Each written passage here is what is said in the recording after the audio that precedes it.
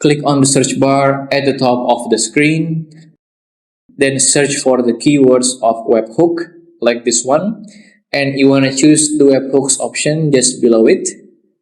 Over here, you may click on Add Destination button.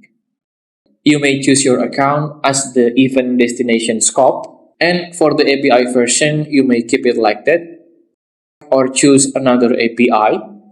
Then on the events, you may select the events that you need right now. The events are basically a data that you want from Stripe to send the notifications or a communication about it and sending it to another website. So you may choose which event are needed on the other websites. For example, I need the Stripe to give the info about the checkout, specifically about checkout session completed. So I make this do a check mark on it, and later on Stripe will send the notification or communication whether the customer already did a checkout or not. While we can also check mark another event.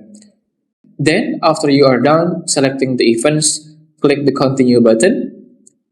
You may choose a destination endpoint, and I'm gonna choose the webhook and click the continue.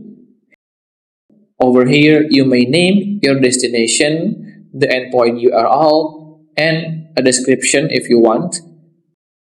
Then click on Create Destination button.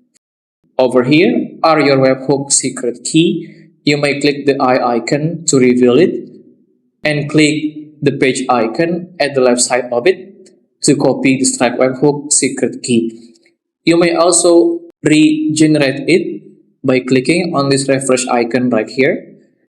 Then you may select the expired of signing secret and hit on the expired secret button.